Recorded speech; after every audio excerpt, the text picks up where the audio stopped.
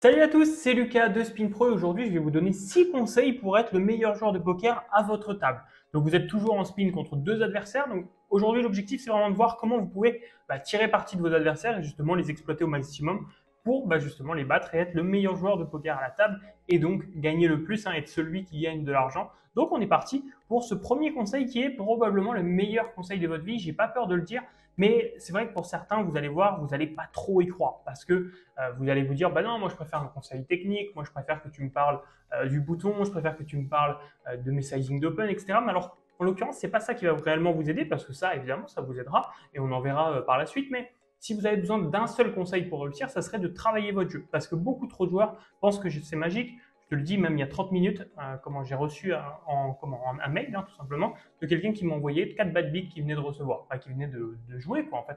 Et il avait perdu avec Roi 9 contre les As, inversement, il y avait les As qu'il a perdu contre Roi 9, genre un truc genre As 4 contre 5 et 3 suité, etc., etc. Il a perdu 4 coups, il me les a envoyés en mode bon, c'est ça le poker, quoi, en gros. Mais en fait, c'est que beaucoup de personnes ont du mal vraiment à comprendre que s'ils ne travaillent pas leur jeu, ils ne peuvent pas avoir de résultats. Alors certes, il n'a pas eu de chance sur les coups qu'il m'a envoyés, ça, il n'y a pas de souci. Ça n'empêche que, tout le reste du temps, c'est qu'il n'a pas bossé son jeu. Parce que celui qui bosse son jeu, il devient gagnant, et celui qui devient gagnant ne se plaint pas de la variance, parce qu'il a aussi travaillé son mental et il commence à comprendre évidemment que c'est juste normal de perdre des coups, et heureusement, parce que si vous ne perdez pas de coups, ça veut dire qu'il n'y a pas de joueur récréatif. Parce que si c'est tout le temps le meilleur joueur qui gagne, les joueurs récréatifs partiront, tout simplement. Donc c'est important qu'il y ait de la variance. Mais donc je reçois aussi ce genre de message que je vous ai mis, que j'ai reçu, bon maintenant au moment où je tourne la vidéo, il y a plus de 6 mois, mais c'est quelqu'un qui me dit par exemple, et il y en a plein qui me disent ça, j'ai commencé avec un challenge en spin comme ça, je vois si j'ai le niveau et si oui, je bosse mon jeu. Donc la personne me dit, bon, pour l'instant, je bosse pas mon jeu, mais je tente mon challenge. Si ça se passe bien, et dans ce cas-là, je vais bosser mon jeu. En réalité, ça marche pas comme ça parce que tout le monde qui m'envoie ce genre de message, en fait, il y a deux cas qui peuvent se produire. Le premier cas, ils font leur challenge, ça se passe mal, ils arrêtent et ils n'ont pas progressé et ils ont eu un mauvais niveau parce que du coup, ils ont mal joué, ils ont perdu l'argent et ils finissent perdants. Ok. Premier scénario. Deuxième scénario, le bankroll challenge, par miracle, top 1% des gens, il se passe bien. Bon, en l'occurrence, il se passe bien. Dans ce cas-là, en fait, ils n'ont pas de raison d'aller bosser leur jeu parce que vu que ça s'est bien passé, pour eux, il n'y a pas de raison de changer. C'est pas à ce moment-là, une fois que tout se passe bien, une fois que tu as l'impression d'être pro, que tu vas dire, bon, je vais bosser mon jeu. Non, à ce moment-là, il va se dire, c'est nickel. Il va se dire, bon, je vais continuer. Et là, il va broke. Donc, en fait, la finalité, c'est tout le temps la même. C'est le fait de broke. Mais certains, ça va durer plus longtemps et ils vont perdre du temps. D'autres, ils vont broke directement, ils vont abandonner. Donc, c'est vraiment pas le raisonnement qu'il faut avoir et c'est assez logique. C'est comme dans tous les domaines. Si demain, je veux devenir bon en dessin, je ne vais pas commencer à dessiner en espérant être bon. Et si je suis bon, si je sais bien dessiner, je prends des cours. Ça fait pas de sens. Je vais prendre des cours, progresser en dessin, et une fois que je suis bon, là, je vais faire des dessins beaucoup plus qualitatifs. Donc, c'est juste une logique dans tous les domaines, mais en poker, c'est important, et on a toujours l'impression, quand on débute, d'être déjà gagnant, d'être déjà bon, alors que c'est pas ça la réalité, ou que déjà, ça peut bien se passer par miracle. Ah non, ça se passe pas comme ça. Si vous avez des joueurs professionnels qui bossent des heures et des heures chaque jour pour travailler leur poker depuis des années, vous pouvez pas espérer par un miracle avoir les mêmes compétences qu'eux. C'est juste complètement irrationnel comme volonté. Donc aussi, un autre truc comme je vous ai mis à la fin, souvent pour vous, jouer sérieusement, le gars est gagné. Par exemple, j'ai des joueurs qui me disent, bon, maintenant, depuis quelques mois, je me mets à jouer sérieusement. C'est juste parce qu'ils ont un peu plus de run, ils ont un peu plus de chance. Donc en fait, ils ont l'impression de jouer sérieusement. Puis le jour où ils vont tilt ou le jour où ça va moins bien se passer, en fait, c'est là qu'ils vont se dire, bon, non, mais là, j'ai arrêté de jouer correctement. Non, la réalité, c'est juste que si vous avez de la chance, évidemment, vous gagnez. Ça fait partie du jeu, ça fait partie du poker, mais c'est pas pour ça que vous avez joué sérieusement. Si vous n'avez pas les compétences, vous les avez pas avant ou après. Donc ça, c'est important. Et même si je sais que, voilà, comme je l'ai mis en bas, 1% des joueurs écouteront seulement ce conseil, mais c'est déjà bien. Si j'arrive à convaincre juste une personne, même sur la vidéo, ou deux personnes sur la vidéo, pour moi, c'est déjà gagné parce que l'objectif, c'est de comprendre que on est, entre guillemets, si on est sur cette chaîne-là, du moins, c'est qu'on n'est pas là pour faire que du poker par pure passion et pur plaisir. Il y a aussi le côté sérieux qui rentre en jeu. Évidemment, le plaisir et la passion est toujours là et encore plus même. Mais par contre, il y a aussi le plaisir du travail et le plaisir de faire ça sérieusement et d'avoir une démarche professionnelle, tout simplement. Donc ça, c'est vachement important. Ensuite, on va passer au deuxième conseil un peu plus technique, là, pour le coup, c'est d'overbet légèrement avec nuts. Parce qu'il y a plein de joueurs adverses qui vont avoir tendance à imaginer plein de bluffs quand vous allez overbet.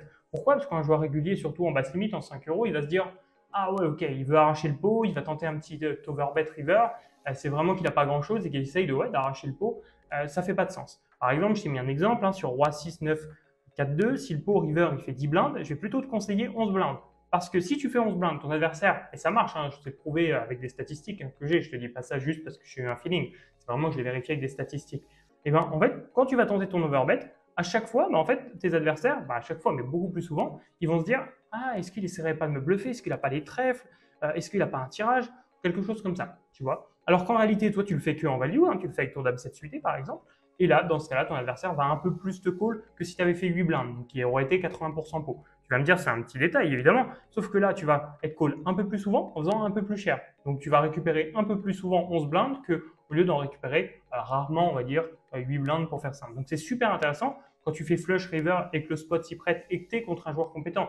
Si tu es contre un joueur mauvais, c'est juste de trouver la main qu'il a et de faire le sizing qui pourra te payer. Mais contre un joueur régulier, des fois, c'est intéressant d'aller chercher un petit léger overbet. Pas besoin de faire 3 fois le pot, parce que si tu fais 30 blindes dans ce spot, il a compris que tu avais touché flush. Il faut vraiment aller faire du 11, du 12 blindes dans un pot qui fait 10 blindes.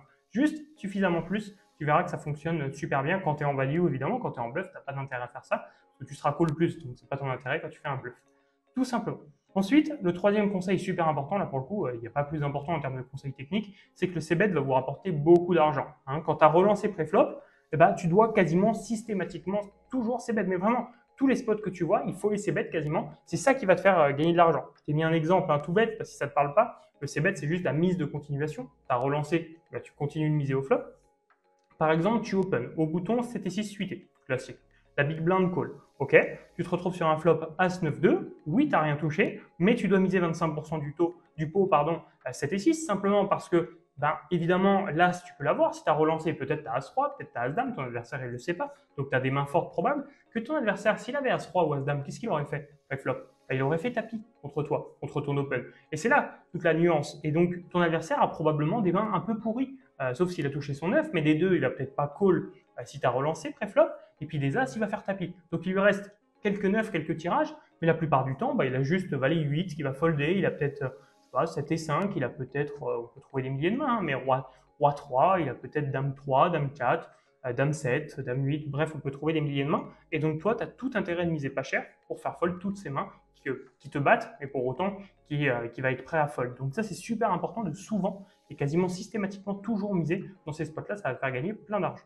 Ensuite, tu verras, c'est vraiment un combat contre toi-même. Ça, il faut vraiment en avoir conscience que le poker, c'est vraiment toi face à toi-même. Il ne faut pas chercher toi face à un autre adversaire mentalement, ça ne va pas se passer comme ça. Il ne faut pas que tu cherches à être le plus fort mentalement parce que pour le coup, tu vas juste rentrer dans une sorte de guerre d'ego qui n'a pas beaucoup d'intérêt. Ton objectif, ça va vraiment d'être là, d'être face à ton adversaire, de savoir qu'il est moins bon que toi et d'essayer de rester focus pour pas tilter, pas perdre patience et surtout ne pas déjouer.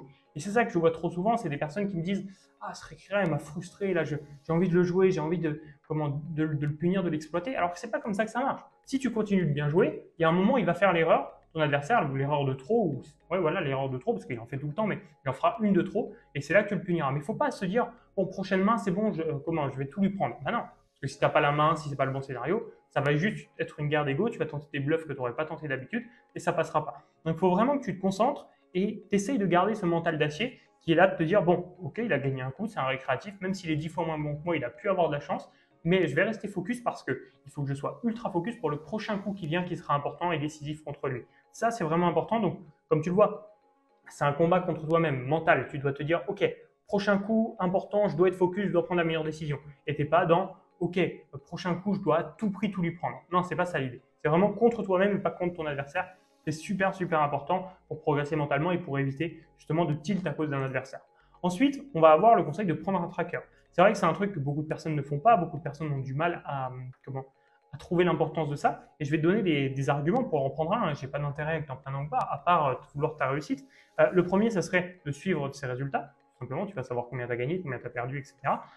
Connaître ton vrai niveau, ça c'est vraiment le point le plus important. Tu vas pouvoir connaître ton CEV. Le CEV, c'est ce qui nous permet de juger du niveau de quelqu'un. Si tu as un énorme CEV, ça veut dire que tu gagnes beaucoup de jetons en moyenne par partie, donc ça veut dire que tu es très bon. Si tu perds des jetons par partie, tu auras un CEV négatif, donc évidemment ça veut dire que tu es perdant. Et ça te permet de vraiment voir sans la chance. Et justement, tous les joueurs qui ont l'impression de perdre parce qu'ils n'ont pas de chance, etc., s'ils avaient un tracker, ils pourraient savoir si juste ils n'ont pas de chance ou si juste ils ne sont pas bons. Et ça, c'est quand même super important. Et la réalité, c'est que souvent, si vous n'avez pas de tracker, c'est que vous n'êtes pas encore assez bon. Mais c'est pas pour ça que vous ne pouvez pas prendre de tracker. Justement, je vous encourage. Comme ça vous permet de faire des économies aussi. Certes, c'est coûteux, entre guillemets, un tracker. On pourra peut-être en reparler dans une autre vidéo ou juste après. Mais l'intérêt pour vous, c'est vraiment de vous dire, ok, je vais prendre ce tracker, mais en fait, il va peut-être me dire qu'en fait, je suis en 2 euros, mais je n'ai pas le niveau pour la 2 euros. Donc vous allez passer en 25 centimes et là vous allez avoir le niveau. Alors certes, vous n'allez pas gagner grand-chose en 25 centimes, mais vous arrêtez de perdre de l'argent en 2 euros sur le long terme. Et c'est ça qui est intéressant, c'est qu'il vous a fait économiser de l'argent plutôt que jouer sur une limite que vous ne maîtrisiez pas.